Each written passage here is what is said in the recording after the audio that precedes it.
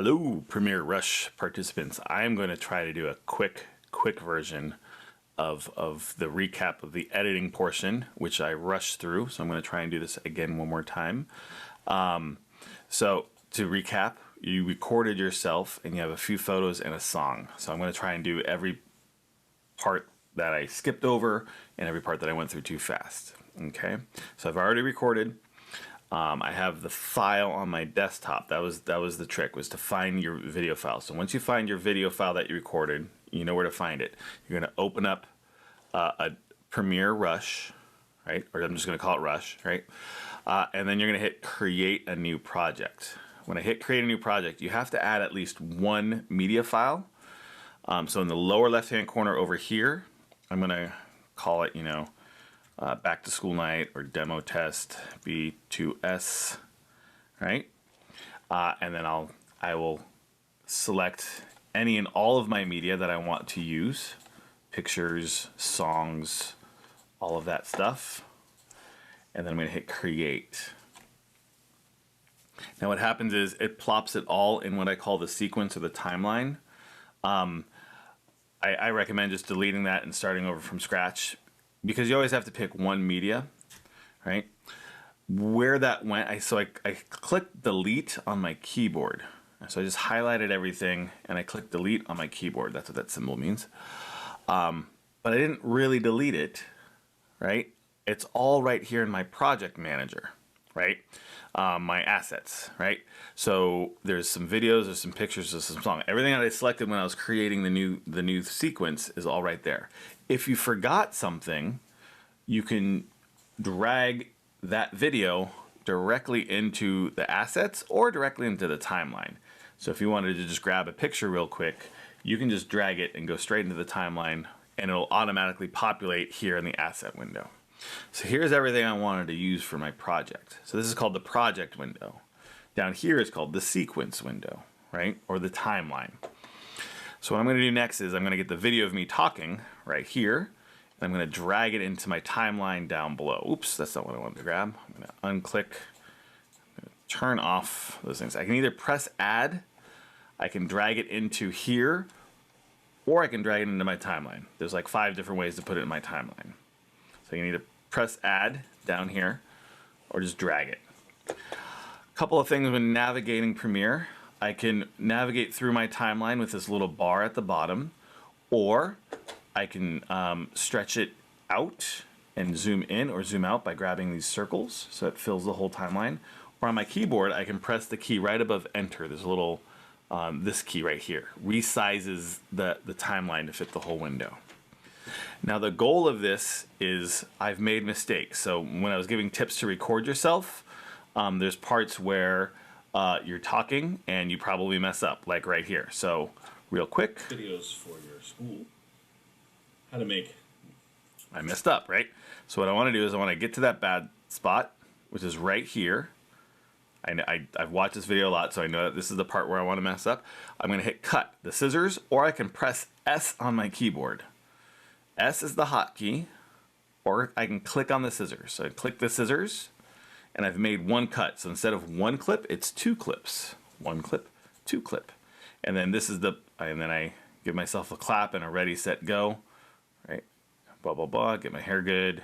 And in this class, we'll be talking about how to make. And I messed up again. Videos. 3, 2, 1. In this professional development, we'll be talking. That spot right here. Doop. And so now I'm going to hit cut again, or this time I'll use the hotkey and press S. Boom. Now, this is all of me making all of my mistakes. I'm going to press delete on my keyboard, and it took out the bad part, and it sandwiched together the good parts.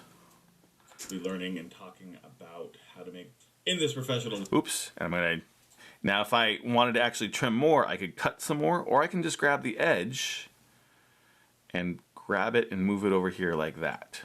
So you can also edit just by grabbing the edges. All right, so that's how you cut. So I would go through here and I would cut all the bad parts. If I'm making other mistakes, I could probably cut up, press S. Let's pretend that's a mistake, or maybe it's me talking about something irrelevant, right? And I trim it down to just the good stuff. jjmbruno at seq.org. All right. Right there. I probably don't want to say it. Have a good one. Right there. Don't need to say anymore. Again, I could press S, or I could just grab the edge and trim it down to my timeline scrubber right here. A couple other tricks. You could hit play by pressing this button right here in the middle, or I can press the space bar. MA for over 15 years. And then I can also press JKL. L goes forward. English. K pauses. J goes backwards. If I press L twice, it goes double speed. If I press K, it pauses. If I press J, it goes backwards. If I press it again, it goes twice as fast. That's just for navigating. JKL or space is play or pause. Right? So the first thing you want to do is you want to go through your timeline, play, pause, and cut the parts that you don't want. Also, Command Z or Control Z is your best friend to undo something that you don't like. So I just undid that cut, and I can always just redo it here. Boop. Right? All right. That's the basics of editing. Cutting. Now, let's say you wanted to add layers. So a couple other things you can add on top of your video. You can add a layer of text. So if I wanted to add like my email right here, right there. When I add my email, bing, right there like that, I can go to this little graphics tab, this little T for text, and click on T for text. I'm going to choose add graphic, and then I'm going to drag whichever graphic I want. And there's more. So I'm going to drag this and put it on top. There. And I'm going to type in my email,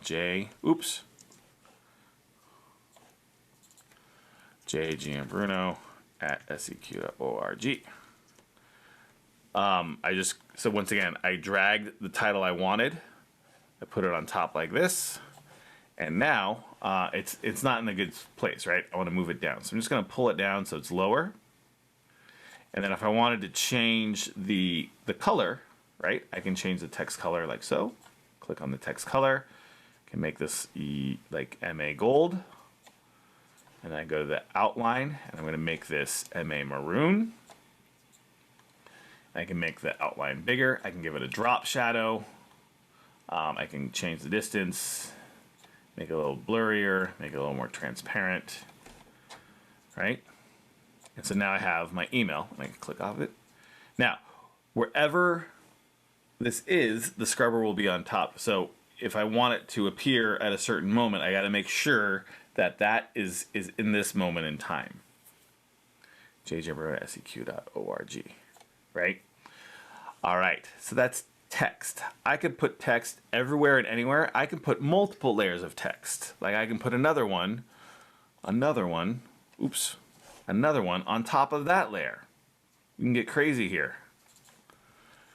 I can just edit that one if my computer will let me. There it goes.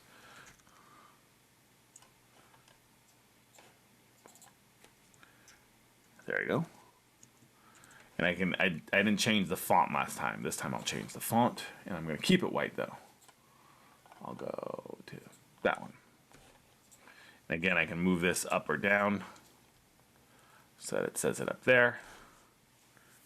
So I can do. So now I have 2 layers. You can have 4 layers of text, 5 layers of text. You can go up pretty high. I think you have 9. You can have a lot of layers. You're not limited to text. Let's say, remember these cuts? Remember this big jump cut I made? Coordinator. In this professional development, what right? are you talking about? That's what we call a jump cut. You can hide those jump cuts with video or pictures. So if I wanted to cover it up with my Stranger Things poster, I could maybe something a little bit more relevant, but just to kind of show you, I can take a picture. I can plop it on top. Now the default width is it defaults to its width, not its height, right? So this picture is much taller, as you can see in the preview, but it's keeping the aspect ratio and using it here. So what I've just done is I've put a picture on top of me talking, and it's right at the cut. So what I did was I hid the cut. So now teach digital filmmaking, digital 3D modeling and animation. I run our show MA Today, and it would be nice if I had a picture of MA Today, but let's just In pretend this that is. professional development, we'll be talking about how to make videos with Adobe Premiere Rush and what makes good videos for your classroom. So, you can add pictures on top of your video. You can add videos on top of your video. So if I was using this video clip on top where I'm talking about the camera, right, and how I like to teach video, I can put that on top of this clip. Now, the one thing with video is that you have to remember video also carries sound with it. So let's talk about adjusting our sound levels. So I've trimmed my clips. I've added text on top. I've added pictures on top. I can also add videos on top. But now let's play with our audio. So this has me talking as well, but I don't want me talking on top of me talking. I just want me playing with the camera to demonstrate how I'm talking about video making. So I'm going to go over here again to my right-hand side, and I'm going to choose audio. And where it says clip volume, I'm just going to pull it down, down, down, down, down, down. And now it's at 0. I've completely wiped out the video audios. So now you see me talking here, and there's B-roll of me using the camera while the original audio from the original source clip, the original video below, is me talking. One of the many joys I get out of Right. one of the things I really enjoy teaching about. So that's my edit. You're able to hide edits with video or pictures. So, all right. A couple other things you can do here. Notice these are all still jump cutty, right? So what happens is I run our show MA Today, and it just immediately pops into this picture, right? I can do a couple of things to make that look a little different. So instead of having it just jump immediately, I can go to a transition. So I can go to this lightning bolt over here, and I can add a fade or a dissolve. So if I grab a dissolve and I plop it in there, now on our show MA Today, and I'm the it does a little cross dissolve or a crossfade. I can zoom in on that a little bit more if I wanted it to go slower. Right? I can clip on that. I'm going to zoom in even more. So I can pull that and make it go. Now it's a slow zoom. Today, and I'm the technology site coordinator. There you go, right? So you can do that on stuff on top, or I'm just going to get rid of this picture for a second. If I had a jump cut and I just didn't want to put anything on top of it, I could always make a wipe or a dissolve for that as well. So instead of it jumping between the two clips, I could have it, slowly crossfade. Site coordinator. In this professional development, we'll be talking about how to make video. What's better? Ideally it's nice if you can do it in one take, but that we're not all perfect. And so chopping it between two is a good idea. All right. One more thing I'm going to undo until I get back to my picture. Command Z, Command Z, Command Z. I can use transitions on my picture, but I can also make my picture move. So in that same little lightning bolt, I can go to pan and zoom. And I can turn on pan and zoom for this picture, and it has a start point and an end point, right? So I can kind of start it with a close-up on my wonderful mustache, and then on my end point, I can have it kind of finish, right? So this is our little Halloween costume. So now it does like what they call it, the Ken Burns type effect. So and I'm the now my picture is dynamic. In this professional development, we'll be talking about how to make videos with Adobe. Right? I can also notice there's no transition at the end. I could add a second one. I could use dissolve, or I could have it wipe down, right? And so now it kind of just goes with. Right? I don't really like that. I'm going to go to a dissolve. Put that at the edge. There. And so now it fades out instead of just jumping out. Adobe Premiere Rush. I can do the same thing to video as well. You're also not limited to having the picture take the full screen. You could shrink down the picture for a picture-in-picture. So if I was talking about my dog, right, I can plop my dog in on top, and I can resize it. I can just click on it and grab a corner, and now my dog is over here. If I wanted to get rid of that date, I could go to over here on the right again, and I can hit crop. And now I can cut out that bottom. So if I hit bottom, I can get rid of that date. And there's a lot of white space around him, so I can go to my left to my right And if I wanted to feather it, you know, give it a little softer edge, I can do that as well. Looks like it only wants to do it. Yeah, I'm not gonna do it. All right. So now I have my dog as a picture-in-picture. Okay. I am also, I don't have to put pictures on top. I can make pictures my main source footage. So if I wanted to just have like a logo at the beginning, I could plop and put a picture in the beginning. And now I have this bear. And then, you know what, it being rather static, I want to go back. And I can go to pan and zoom again. I can turn that on. Oops, turn that on. And where's my pan and zoom? Let me just do that one more time. Turn that on. There it is. And I'll have it start around the eyes, and I'll have it finish at the edge. Right? And then again, I'm going to want that to transition. So I'm going to go to my effects tab, and I'm going to go and click here and choose transitions. And I'm going to choose a dissolve in the beginning and the end. So now it's going to crossfade with me. And I'll have it fade in at the beginning as well. So your pictures don't have to be on top of you. They could be just kind of stand on their own, and you can kind of animate it. I'm John Giambruno, otherwise known as Mr. You can add different media and blend them together. And then lastly, let's talk a little bit about audio. So audio, if you grab a song, an audio is a great way to kind of clean up your background noise and kind of change your levels. So I'm just going to grab this song here I grabbed off of YouTube, and I can drag it underneath. And now I have a song at the bottom, right? Notice the song is a little bit too long, so I'm going to want to cut that as well. So I'm going to go to the bottom, I'm going to hit S, or I can use my scissors. And if I wanted to fade it out, again, I could use my transition dissolve. And I can also add a dissolve so that it fades in and out. So I can kind of have it slowly get quieter, right? So I can do all sorts of fancy stuff. I'm going to pull this out wider. I'm going to double click on it. Oops, let me zoom in on it. So transitions can get applied to anything. Oh, I want to pull this longer so it has this nice long fade. And I'm going to have it fade out over black. You know what? I'm going to make myself fade out. And I'm just going fast now, right? And then maybe I should say goodbye instead of hello, like the Beatles song. Goodbye.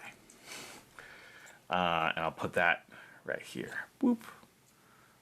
Something like that. Right?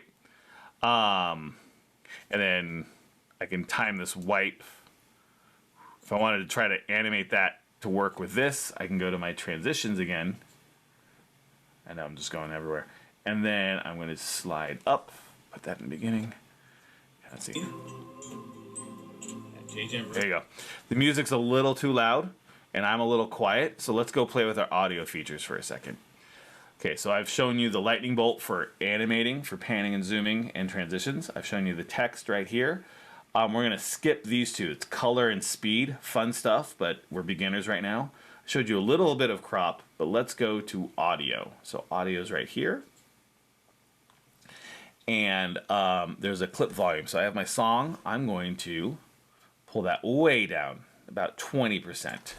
I just want to hear it a little bit. Teaching you all, and yeah, please email me. It's there. There you go.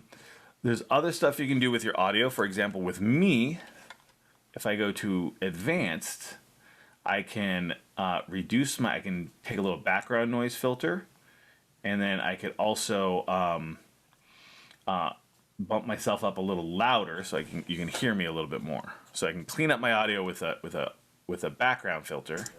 I look forward to teaching you all. Notice it sounds like I'm in a tunnel or in a submarine. It's pretty intense. So I'm going to pull down my background. Usually around 20 is all you need. Teaching you all, and please email me at jjambruno@seq.org. There you go. All right. Between cutting and layering pictures, text, and video, and layering audio, other songs or whatever, you have a pretty decent handle on how to do the basic edits. The advanced things I'm not really showing you are color and speed, but you can make things go backwards. You can make things go slow-mo. There's one other feature I haven't shown you, which is if you had a bunch of pictures, right, and you were doing the panning and zooming with the pictures over here. Let me just make this really longer, right? That's me, not that guy. That's me. You could do a voiceover. So the other thing I didn't show you was if I go to add media, I could add a voiceover. So if I click on voiceover, it'll start recording me. And there's a little record button right here. So now it's going to count me down, and then it's going to let me record. And it's probably going to be an echo. So let's see. It's going to be very echoey. So get your headphones on. Hit record. Have a good one. Don't forget to like and subscribe. See you later. And so what I did was it just recorded me right here like so. I can move that here at the end. So if you needed to add something or embellish, you can hit record. Don't